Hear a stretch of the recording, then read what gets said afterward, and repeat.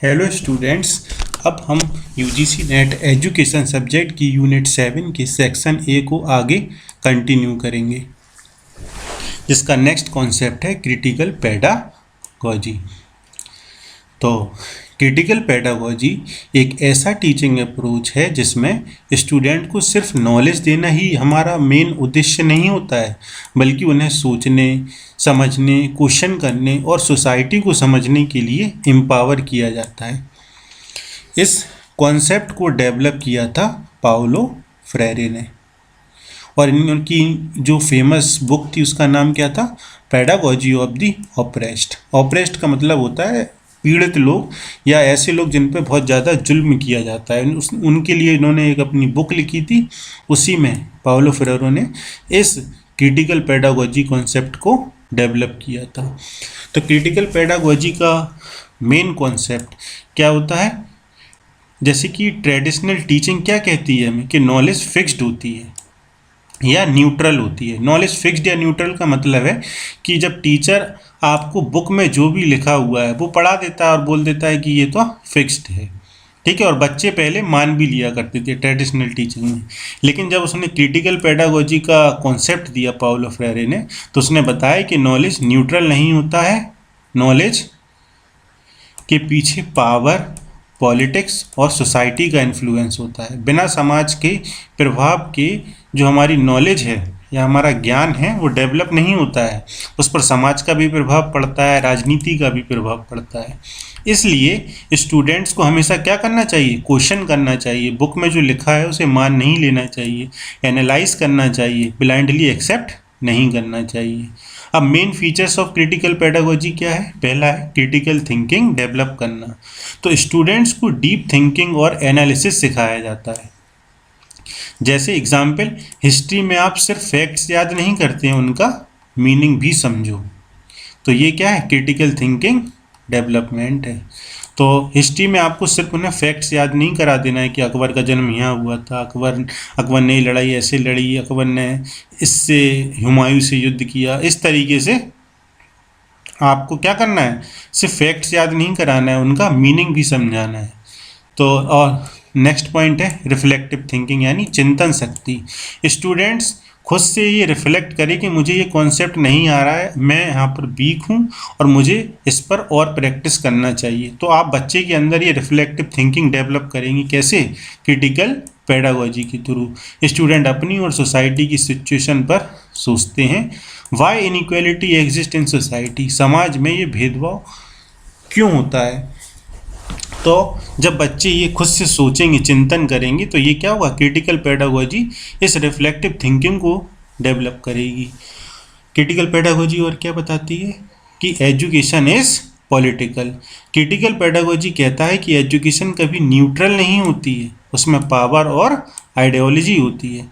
जैसे कि आप बुक्स में क्या इंक्लूड है और क्या एक्सक्लूड है, ये भी क्या है? पॉलिटिक्स है। तो एजुकेशन इज पॉलिटिकल। जैसे कि अभी गवर्नमेंट ने एनसीईआरटी से कुछ मुगल एम्पायर और उनका पूरा साम्राज्य को पढ़ाने से अब मना कर दिया है, और ये बोला है कि अब हम अपने यहाँ के जो हिंदू वीर हुआ करते थे उनके बारे में बुक्स में, एनसीईआरटी बुक्स में लिखेंगे। तो ये सब भी क्या है? पॉलिटिक्स है। ये क्रिटिकल पेडागॉजी हमें बताती है कि समाज का प्रभाव पड़ता है हमारे नॉलेज पे और पॉलिटिक्स का भी प्रभाव पड़ता है। इसलिए आपको क्वेश्चन करने चाहिए, एनालाइज करना चाहिए। ये बच्चों के अंदर ये डेवलप करना है। स्टूडेंट पार्टिसिपेशन, स्टूडेंट्स को पैसिव लिसनर नहीं होना चाहिए। पैसिव लिसनर का मतलब है कि स्टूडेंट सिर्फ बैठा बैठा सुनता ना रहे, उसको एक्टिव पार्टिसिपेंट बनाया जाता है। एग्जाम्पल कैसे बनाओगे आप उसे एक्टिव पार्टिसिपेंट? आप बच्चों से डिस्कशन करोगे, डिबेट करोगे, ग्रुप में उन्हें वर्क दोगे, है ना। और नेक्स्ट है चैलेंजिंग पावर स्ट्रक्चर। स्टूडेंट्स को मोटिवेट किया जाता है कि गलत सिस्टम से क्वेश्चन करें और ऑपरेशन के अगेंस्ट स्टैंड लें। मतलब जब जहाँ लोगों को सताया जा रहा है उसके अगेंस्ट क्या लें? स्टैंड लें, खड़े रहें उस चीज़ के लिए। एग्जाम्पल जेंडर इनइक्वालिटी या कास्ट डिस्क्रिमिनेशन पर डिस्कशन करना, उसके खिलाफ क्वेश्चन करना, ठीक है ना। समाज में लड़का लड़की के प्रति इनइक्वालिटी होना, कास्ट, छोटी जात, ठीक है, अपर कास्ट लोअर कास्ट की उस चीज़ पे क्या करना, डिस्कशन करना। तो ये आपके लिए एक चैलेंज है ये, तो इसको आपको क्या करना है, इसके अगेंस्ट स्टैंड लेना है। तो ये हमारे अंदर कौन डेवलप करता है, क्रिटिकल पेडागोजी डेवलप करती है। और अच्छा, इसमें टीचर का रोल क्या होता है, टीचर कोई अथॉरिटी नहीं है कि उसकी बात को मान ही लेना है। टीचर सिर्फ एक फैसिलिटेटर है। फैसिलिटेटर का मतलब है वो सिर्फ हमारा मार्गदर्शन करेगा, सिर्फ हमें गाइड करेगा और सिर्फ हमें इनकरेज करेगा। स्टूडेंट्स को इंडिपेंडेंट थिंकर बनाता है टीचर। जैसे कि एग्जाम्पल है पॉवर्टी, पॉवर्टी मतलब गरीबी। अब ट्रेडिशनल टीचिंग जो पहले हुआ करती थी वो क्या करेगी, सिर्फ हमें गरीबी की परिभाषा बता देगी और कहेगी कि इसे याद कर लो, और स्टूडेंट याद भी कर लिया करते थे। लेकिन क्रिटिकल पेडागोजी में क्यों पॉवर्टी पॉवर्टी क्यों होती है, कौन इसके लिए रिस्पॉन्सिबल है और इसका सॉल्यूशन क्या हो सकता है, तो पॉवर्टी हमें के बारे में हम क्रिटिकल पेडागोजी के थ्रू इन सभी पर क्वेश्चंस करेंगे। तो क्रिटिकल पेडागोजी की वन लाइन डेफिनेशन क्या होगी, critical pedagogy is an approach to teaching that develops critical thinking and empowers students to question social political and power structure. जो हमारे सोशल पॉलिटिकल और पावर स्ट्रक्चर हैं उनसे स्टूडेंट अगर question करना सीख जाए, उनके अंदर हम ये साहस ला दें हमारी क्रिटिकल पेडागोजी के थ्रू, तो हमारी क्रिटिकल पेडागोजी क्या हो जाएगी, सफल हो जाएगी। अब कुछ इंपॉर्टेंट टर्मिनोलॉजी हैं जो पेपर में पूछी जाती हैं क्रिटिकल पेडागोजी के लिए। पहली है डायलॉगिक मेथड या डायलॉग बेस्ड टीचिंग। तो टीचर और स्टूडेंट के बीच हमेशा कैसा कम्युनिकेशन होना चाहिए, टू वे कम्युनिकेशन होना चाहिए। ऐसा नहीं होना चाहिए ऐसा पहले होता था ट्रेडिशनल टीचिंग में कि स्टूडेंट ने बता दिया कि सर इसका आंसर ये है और टीचर ने कहा इस चीज़ को याद कर लो, और टीचर बस पढ़ाता जा रहा है और स्टूडेंट लिखता जा रहा है, उसी को एग्जाम में लिख दे रहा है। ऐसा नहीं होना चाहिए। कैसा होना चाहिए, कम्युनिकेशन टू वे होना चाहिए। टीचर क्या है, डिक्टेटर नहीं होता है, तानाशाह नहीं होता है कि उसकी बात मान लेनी है।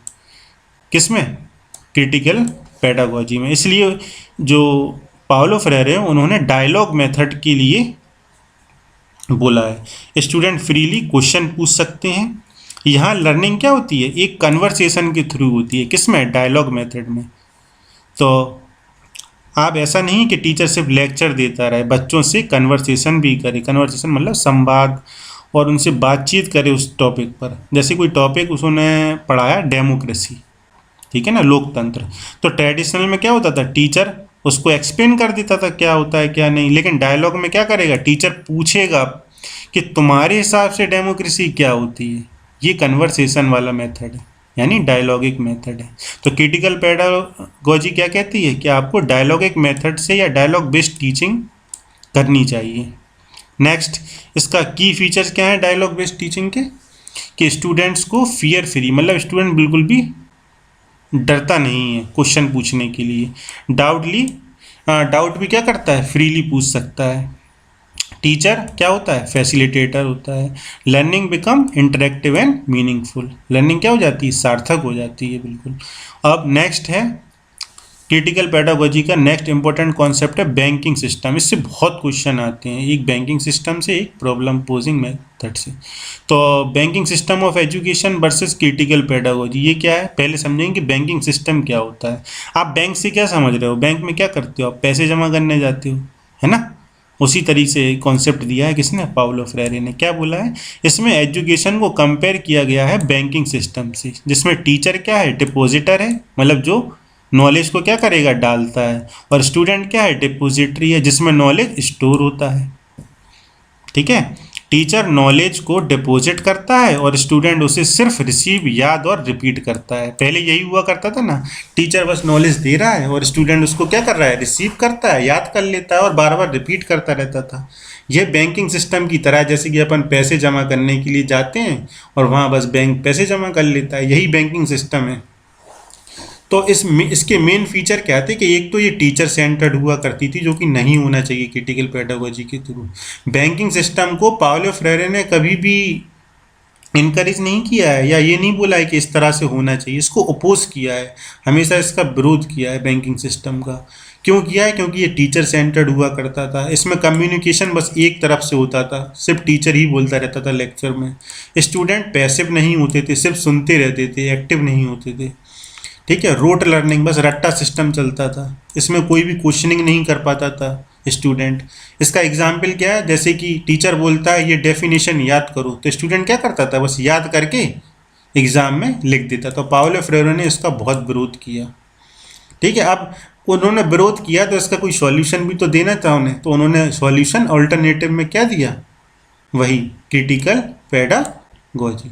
क्योंकि फ्रेरे क्या करा, फ्रेरे ने उसको क्रिटिसाइज किया बैंकिंग सिस्टम को। क्यों किया क्रिटिसाइज, क्योंकि ये सिस्टम स्टूडेंट को सोचने नहीं देता था, स्टूडेंट को डिपेंडेंट और पैसिव बना देता था, और रियल अंडरस्टैंडिंग डेवलप नहीं हो पाती थी। इसलिए वो इस मॉडल के क्या था, अगेंस्ट था। अच्छा, उसने ऑल्टरनेटिव में क्रिटिकल पेडागोजी दिया। ये तो आप समझ ही गए हैं कि क्रिटिकल पेडागोजी क्या करता है, नॉलेज को कंस्ट्रक्ट करता है। वो बताता है कि नॉलेज को बनाया जाता है, दिया नहीं जाता है कि आपने दे दिया बस नॉलेज, नहीं। लर्निंग जो होती है वो संवाद यानी डायलॉग मेथड से होती है। स्टूडेंट्स कैसा होना चाहिए, एक्टिव होना चाहिए, एक्टिव पार्टिसिपेंट होना चाहिए।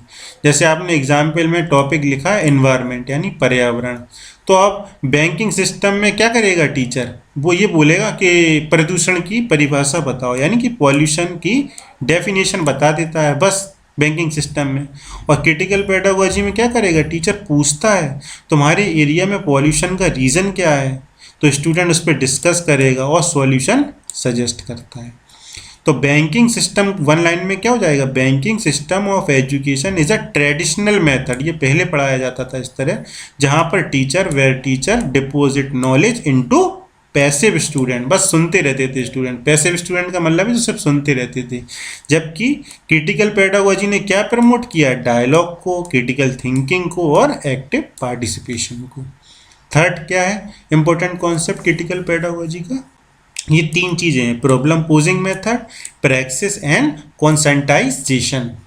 तो प्रॉब्लम पोजिंग में क्या होता है, क्रिटिकल पेडागोजी के अंडर पाउलो फ्रेरे ने बैंकिंग सिस्टम के अपोजिट एक नया अप्रोच दिया, जिसे हमने क्या कहते हैं, प्रॉब्लम पोजिंग मेथड। इसका मेन आइडिया, मेन कॉन्सेप्ट क्या है, नॉलेज रेडीमेड नहीं दिया जाता है। ठीक है, कि बुक में जो लिखा है वही दे दिया आपने। स्टूडेंट खुद प्रॉब्लम को जब एक्सप्लोर करेगा और सॉल्व करेगा तब वो क्या होगी, प्रॉब्लम पोजिंग मेथड होगी। पाउलो फ्रेरो ने इसको बहुत ही सही माना है और बैंकिंग सिस्टम के जस्ट अपोजिट माना है ना। बैंकिंग सिस्टम को उसने अपोज किया, उसका विरोध किया है, और प्रॉब्लम पोजिंग मेथड को बिल्कुल सही माना है कि बच्चा learning by questioning, learning by thinking और लर्निंग बाय डिस्कशन, कि बच्चे जो सीखे वो क्वेश्चन करके सीखे, सोच के सीखे और डिस्कशन करके सीखे। तो इसके फीचर क्या है प्रॉब्लम पोजिंग मेथड के, स्टूडेंट इसमें एक्टिव रहेगा, क्वेश्चन जनरेट करेगा, रियल लाइफ प्रॉब्लम से लर्निंग होती है। टीचर क्या होगा, फैसिलिटेटर रहेगा, सिर्फ गाइड रहेगा, उसको सिर्फ समझाएगा बस और कुछ नहीं करेगा। एग्जाम्पल टॉपिक है जैसे अनएम्प्लॉयमेंट यानी बेरोजगारी, इसमें टीचर क्या करेगा, टीचर डायरेक्टली आंसर नहीं देता है, टीचर डायरेक्टली आंसर नहीं देगा, टीचर पहले पूछेगा प्रॉब्लम पोजिंग मेथड में कि बेरोजगारी क्यों बढ़ रही है। अब बच्चा सोचेगा, डिस्कस करेगा, उसके रीज़न फाइंड करेगा, यही तो है क्या है प्रॉब्लम पोजिंग मेथड, यानी बच्चे को एक प्रॉब्लम दे देना है ना, बच्चे को प्रॉब्लम दे के सिखाना इस तरीके से। अच्छा, ये क्यों बेहतर है बैंकिंग सिस्टम से, why is it better than banking system, क्योंकि बैंकिंग सिस्टम में क्या हो रहा था, आप रेडीमेड नॉलेज दे रहे थे, बच्चा कुछ भी सोच नहीं रहा था, नो थिंकिंग। और प्रॉब्लम पोजिंग में क्रिटिकल थिंकिंग कर रहा है, बच्चा सोच रहा है, बच्चा फिर ये भी सजेस्ट कर रहा है कि इसकी सॉल्यूशन क्या होंगे, इसमें सेल्फ लर्निंग हो रही है, डीप अंडरस्टैंडिंग बन रही है। इसलिए फ्रेरे ने इसे ऑपरेसिव सिस्टम का ऑल्टरनेटिव बताया। अब इसके बाद है नेक्स्ट कॉन्सेप्ट प्रैक्टिस। प्रैक्टिस का मतलब क्या है, रिफ्लेक्शन प्लस एक्शन। अच्छा, बच्चे ने बस सोच ले कि इस तरह से गरीबी हो रही है और ये उसकी रीज़न है, लेकिन उसके लिए कोई भी एक्शन ना ले, ठीक है ना, तो ये गलत होगा ना। इसलिए उन्होंने एक प्रैक्टिस कॉन्सेप्ट दिया। प्रैक्टिस में क्या है कि सिर्फ सोचना नहीं है या सिर्फ एक्शन नहीं लेना है, बल्कि सोचना और एक्शन दोनों साथ में होना चाहिए। मतलब आपको सोचना भी है और साथ साथ एक्शन भी लेना है, यही है प्रैक्टिस। इसका प्रोसेस क्या है कि पहले आप रियलिटी को ऑब्जर्व करेंगे, उस पर क्रिटिकल थिंकिंग करेंगे, फिर एक्शन लेंगे। फिर एक्शन क्या करेंगे, उसको चेंज करने के लिए लेंगे। जैसे स्टूडेंट समझता है कि स्कूल में इनइक्वालिटी है यानी भेदभाव है, तो क्या करेगा, उस पर डिस्कशन करेगा और सॉल्यूशन के लिए एक्शन लेगा। नेक्स्ट है कॉन्सेंटाइजेशन। कॉन्सेंटाइजेशन का अर्थ होता है क्रिटिकल कॉन्शियसनेस, मतलब आपके अंदर जागरूकता कैसी है, क्रिटिकल जागरूकता को ही क्या कहा जाता है, कॉन्सेंटाइजेशन। ये भी फ्रेरे का एक बहुत इंपॉर्टेंट कॉन्सेप्ट है। इसका मीनिंग है क्रिटिकल अवेयरनेस डेवलप करना। जब भी क्रिटिकल पेडागोजी, क्रिटिकल अवेयरनेस ये वर्ड आए ना, तो इसका मतलब सीधा है कि उन्हें सही गलत की समझ देना और वो बच्चे क्वेश्चन कर सकें सोसाइटी से या पॉलिटिकल पावर स्ट्रक्चर से, बस यही है इसका मतलब। तो इसका क्या है, कॉन्सेंटाइजेशन का मतलब है सिर्फ चीज़ों को देखना नहीं है बल्कि उनके रियल कॉज को समझना है और उन्हें चेंज करने की सोच डेवलप करना है। तो कॉन्सेंटाइजेशन क्या करती है, हमारे अंदर जागरूकता पैदा करती है, समझ और एक बदलाव की सोच लाती है। जैसे कि पॉवर्टी यानी कि गरीबी के लिए नॉर्मल स्टूडेंट क्या कहेगा, गरीबी है क्या करें, लेकिन क्रिटिकल जो अवेयर स्टूडेंट होगा अपनी कॉन्सेंटाइजेशन का यूज़ करेगा तो वो क्या कहेगा, गरीबी क्यों है, कौन रिस्पॉन्सिबल है, कैसे चेंज ला सकते हैं, इसके बारे में सोचेगा। तो प्रॉब्लम पोजिंग एजुकेशन, ये वन लाइनर है, problem posing education promotes active learning through questioning. तो प्रॉब्लम पोजिंग एजुकेशन क्या करती है, प्रमोट करती है एक्टिव लर्निंग को, कैसे, क्वेश्चन के जरिए।